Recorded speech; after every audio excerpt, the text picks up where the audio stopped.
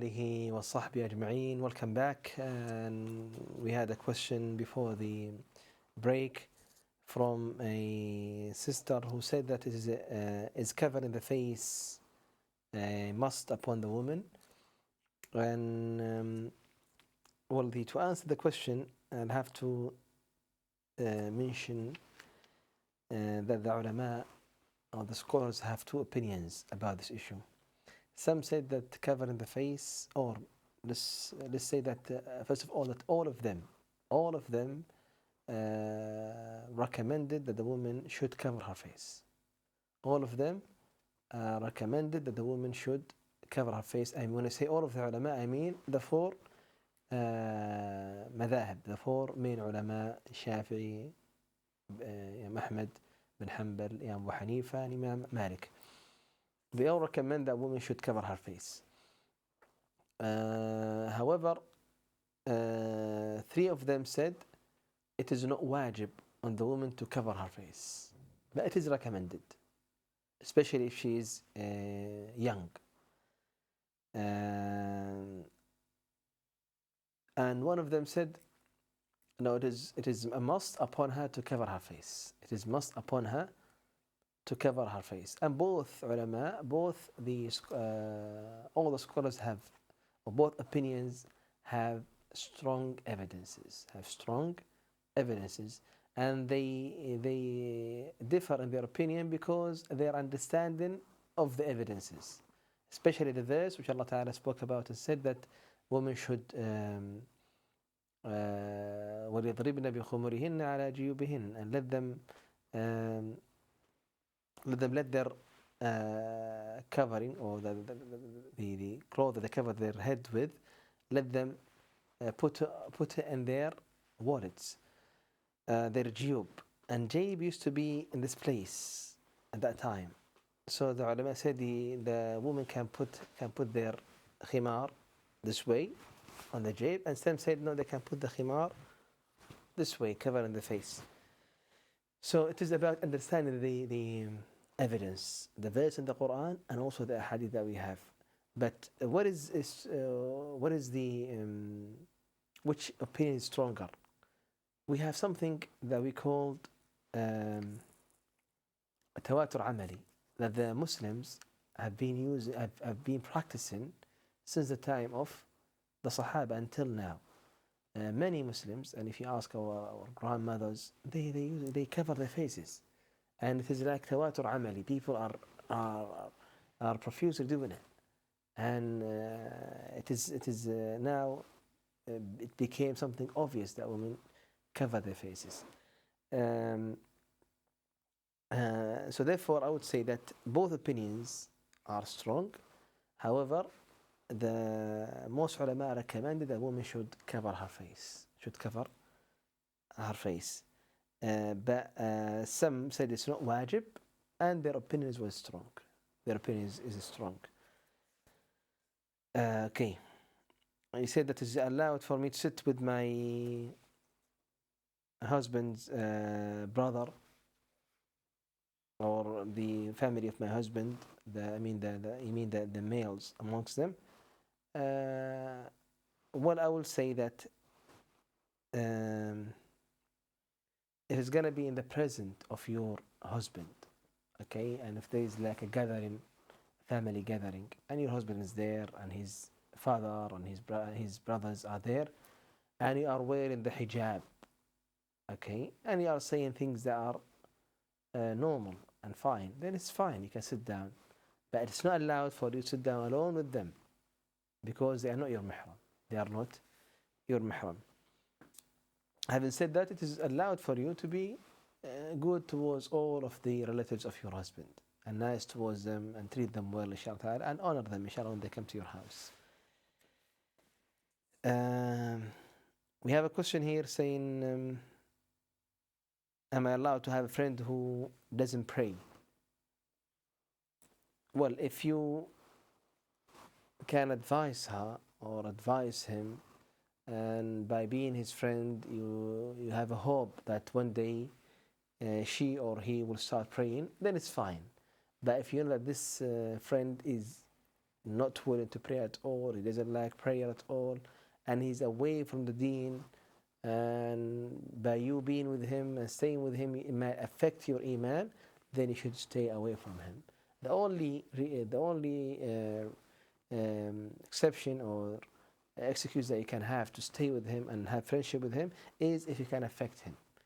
And you can advise him to pray, inshallah ta'ala. You have a hope that he will pray or she will pray.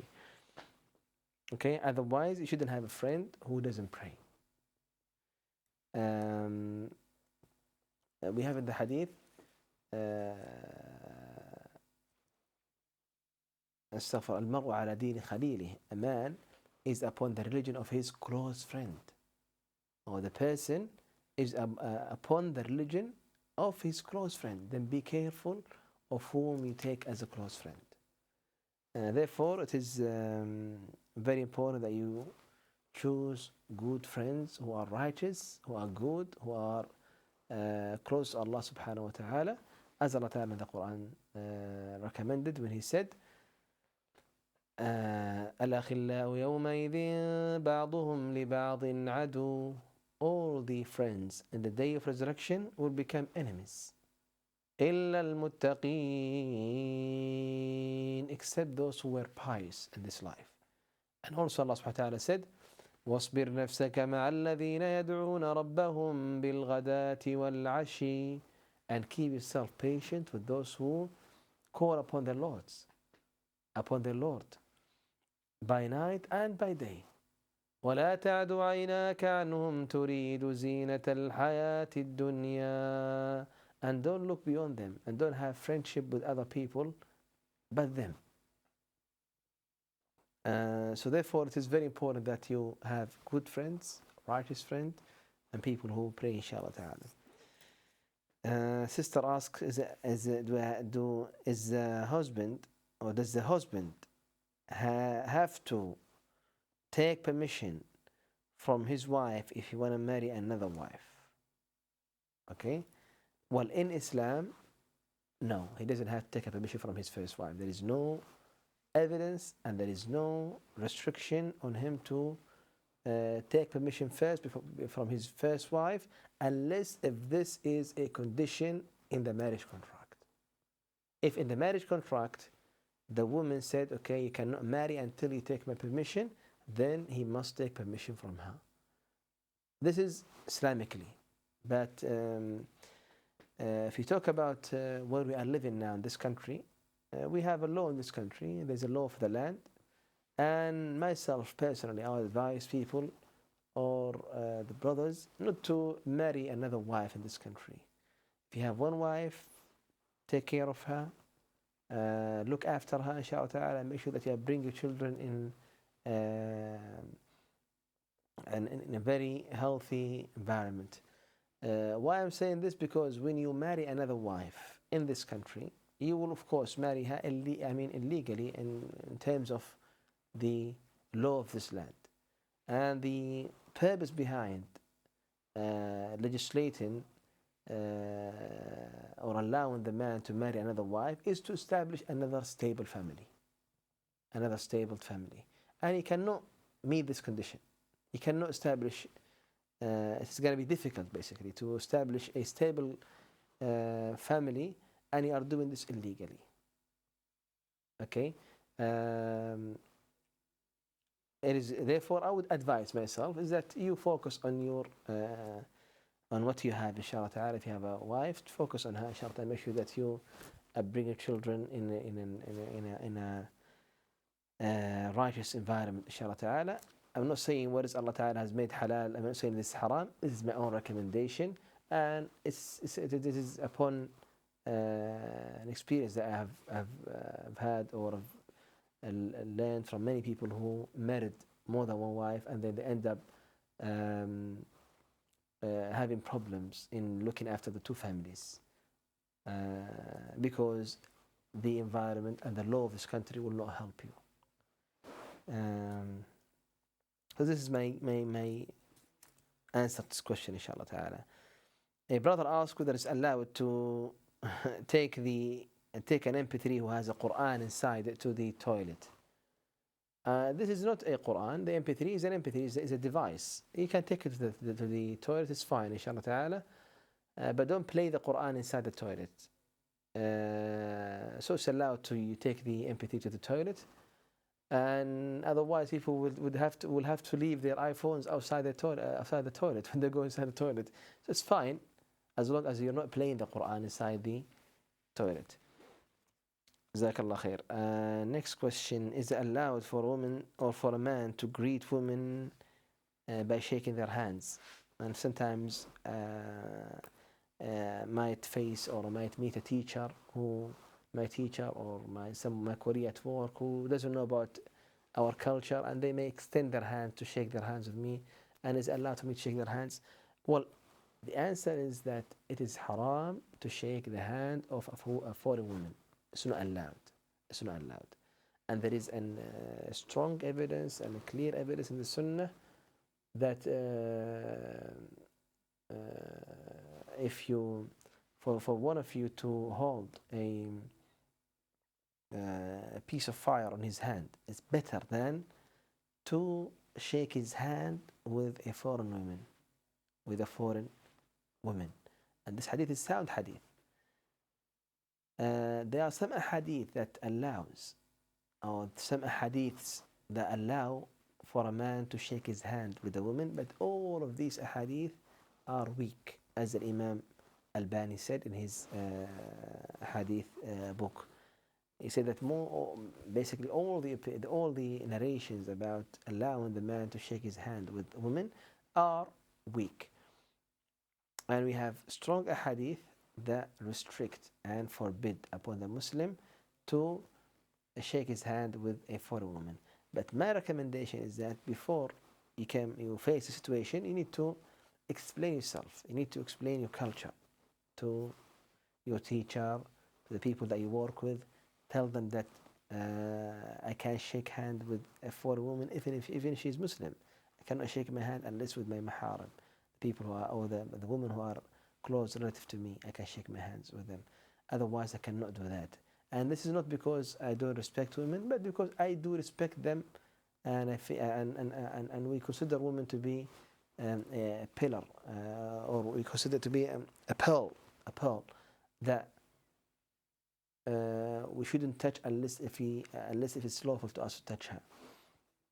So therefore, you need to explain this your deen and your culture to the people who don't know about your culture.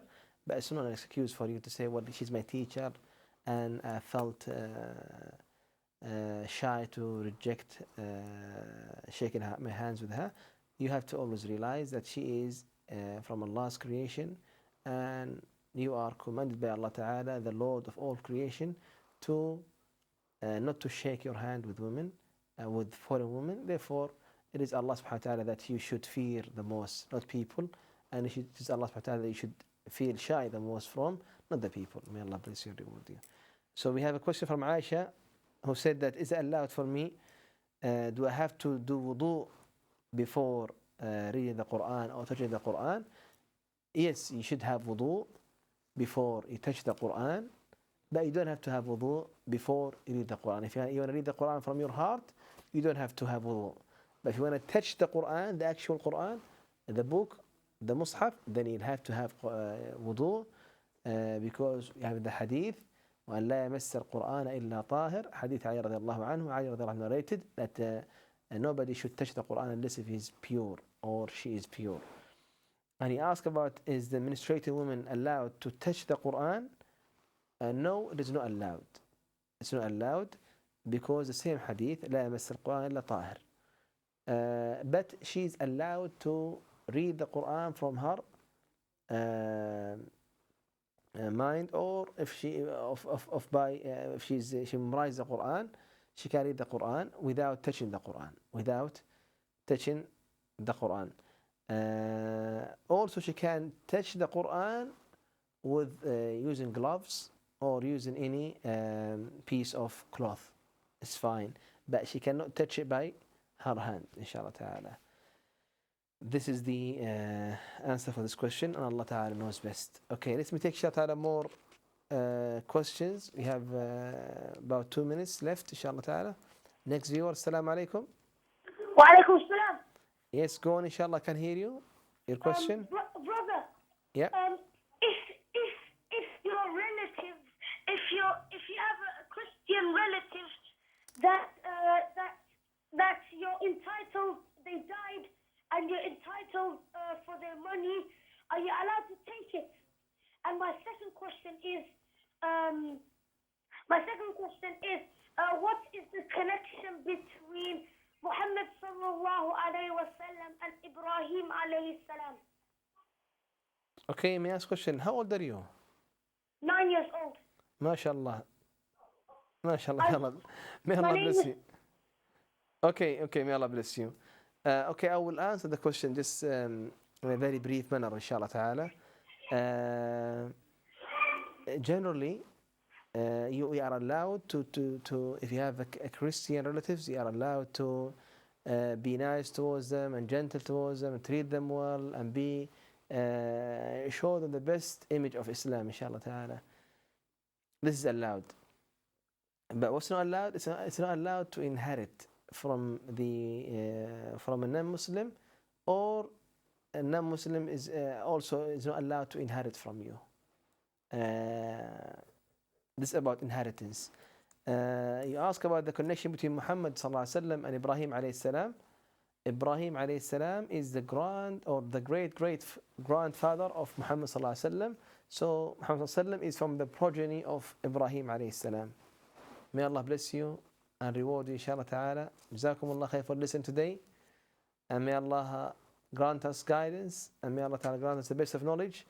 May Allah bless you and reward you. Inshallah, see you next time in another episode. Assalamu alaikum wa rahmatullahi wa barakatuh. يا أيها الذين آمنوا أطيعوا الله وأطيعوا الرسول وأولي الأمر منكم